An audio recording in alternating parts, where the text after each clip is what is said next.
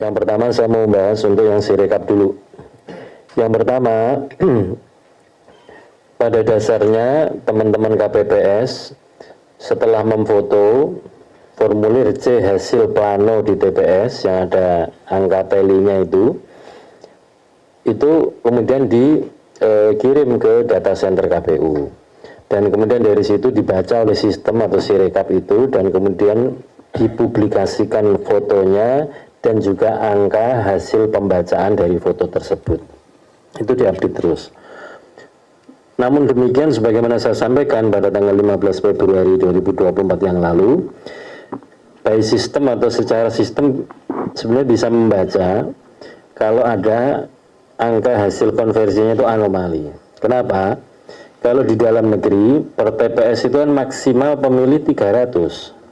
Begitu ada angka perolehan lebih dari 300 pasti anomali, maka kemudian oleh sistem diklaster.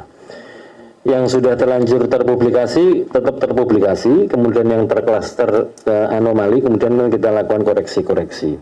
Dan setiap kali ada anomali secara publik kami sampaikan melalui konferensi pers ini, perkembangannya seperti apa sampai dengan hari ini. Jadi kami tidak memberikan informasi secara tertulis kepada peserta pemilu, baik itu partai politik, pasangan calon presiden, wakil presiden, ataupun DPD sebagai peserta pemilu. Tapi setiap perkembangan kalau ada data anomali dan kemudian kita koreksi, selalu kami sampaikan perkembangannya lewat konferensi pers, yang siaran persnya kita sampaikan juga kepada, atau press release-nya kita sampaikan juga kepada teman-teman jurnalis.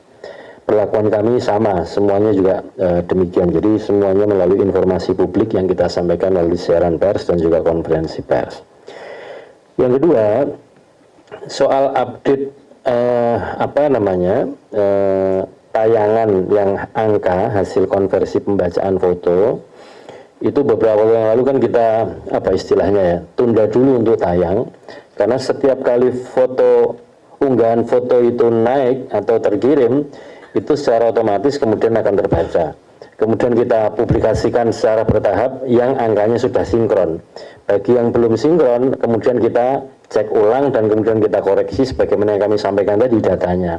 Supaya tampilan publikasinya juga tidak menimbulkan problem ketika dibaca atau diakses oleh berbagai macam pihak. Sehingga kemudian kemarin agak tersendat itu karena kita cek ulang, kalau sudah clear, sudah sama atau sudah sinkron, baru kita unggah supaya tidak kerja dua kali. Demikian juga, ini yang urusan Sirekap ya. Kemudian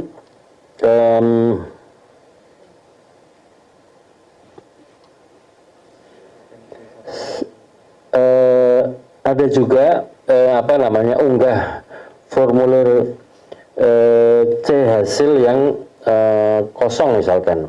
Ada beberapa formulir yang diunggah tapi ada bagian-bagian yang kosong. Nanti akan kami periksa kembali dan kemudian kami usahakan untuk bisa diunggah.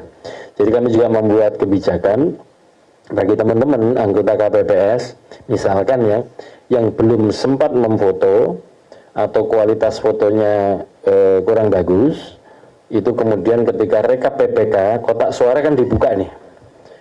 Prosesnya rekapitulasi di PPK itu adalah kotak suara dibuka, kemudian yang digunakan untuk basis menghitung dalam rekapitulasi itulah formulir C plano yang difoto itu. Nah itulah kemudian diberi kesempatan untuk teman-teman KPPS memfoto ulang supaya kemudian terdokumentasi semua, sehingga hal-hal yang katakanlah belum masih blank atau masih kosong itu nanti kita sebisa mungkin kita lengkapi. Nah yang berikutnya saudara sekalian, perkembangan ya, unggahnya sampai sekarang masih pada angka 77% tadi yang kami sampaikan. Jadi secara bertahap kita pelan-pelan untuk mengunggah kalau hasil koreksinya sudah selesai. Dan kenapa sampai di 14 hari ke depan setelah tanggal 14 Februari angkanya masih di angka sekitar berapa, 77,51%. saya kira patut kita syukuri karena sudah naik pada angka segitu. Karena begini teman-teman sekalian, Sirekap pertama kali digunakan, ini sekaligus menjawab ya apa perbedaannya situng dan Sirekap. Di pemilu 2014 dan pemilu 2019, sistem informasi hasil penghitungan suara atau sering disingkat atau disebut dengan situng, itu mekanismenya kira-kira begini. Ini ada formulir yang C plano, yang ada angka teli-teli itu disalin dulu di formulir yang ukuran kuarto. Itu ada dua salinannya. Satu salinan yang kemudian ini dijadikan dasar untuk menyalin yang akan disampaikan kepada saksi-saksi peserta pemilu yang hadir dan juga untuk Panwas TPS. Satu lagi yang salinan untuk nanti dibawa ke kantor KPU Kabupaten Kota, scan-nya di kantor KPU Kabupaten Kota, dan kemudian dikirim ke data center KPU Pusat. Itu 2014 dan 2019, yang di-scan adalah salinan, dan yang menyeken di tingkat KPU Kabupaten Kota.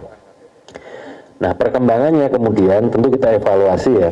Sekali lagi yang namanya menyalin dari formulir plano ke kuarto itu pasti ada potensi salah tulis, salah jumlah, salah hitung dan seterusnya.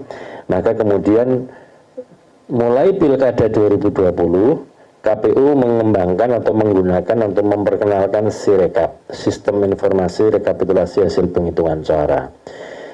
Model atau metode yang digunakan adalah aplikasi Sirekap oleh teman-teman KPPS itu di-download di handphonenya masing-masing, dan di dalam handphone itu, pinjam handphonenya satu, di-download di handphone, dan kemudian di handphone itu setelah ada aplikasi Sirekap, di dalam aplikasi Sirekap ada fungsi foto.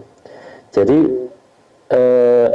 fungsi foto yang digunakan itu bukan foto yang sudah embedded atau sudah nempel di handphone, bukan ya, tapi fungsi foto yang ada di Sirekap. Disitulah kemudian difoto, dan kemudian hasil foto itu sebagaimana sudah kita sampaikan beberapa waktu yang lalu yang kita tayangkan di situ, kalau belum sesuai atau tidak sesuai, kemudian ada fungsi edit. Sesuai atau tidak sesuai itu hasil pembacaan dengan angkanya. Ada fungsi edit untuk pemilu anggota DPR, DPRD provinsi, DPRD kabupaten kota, dan DPD. Tapi untuk pemilu presiden tidak disediakan menu edit, supaya apa adanya aslinya seperti itu. Kalaupun toh nanti ada yang belum sesuai, admin yang kita berikan akses untuk melakukan koreksi atau fungsi koreksi itu di KPU kabupaten kota, tidak di KPPS. Ini semuanya dalam rangka untuk katakanlah menjaga keaslian apa adanya yang di TPS itu yang diunggah. Sehingga seperti yang tadi disampaikan oleh teman pikiran rakyat ya, yang soal kok angkanya jutaan tadi itu kita temukannya hanya di satu TPS. Saya sampaikan berkali-kali bahwa begitu angkanya melampaui 300, itu pasti anomali, karena pemilih maksimal 300. Katakanlah partisipasinya sampai dengan 90% misalkan, 90% kali 300 sekitar 270 orang. Maka pokoknya kalau begitu ada angka melampaui angka 300 pasti anomali dan sistem mengenali. Nah, begitu ada angka yang anomali itu kita cek sebetulnya pembandingnya apa, hasil konversi ini. Pembandingnya kita lihat unggah form C hasil yang kemarin sudah kami sama-sama kita tunjukkan, sama-sama kita perhatikan. Jadi yang kita gunakan adalah kalau di Sirekap ya, kalau angka konversinya yang dipublikasikan itu tidak tepat, maka kita rujuk, kita cek pembandingnya adalah foto. Foto ini bagaimana, dan foto ini sebagaimana formulir C hasil plano TPS yang itu di dalam kotak suara, yang ketika rekap di tingkat kecamatan itulah yang dibuka dan dibacakan, yang dijadikan rujukan.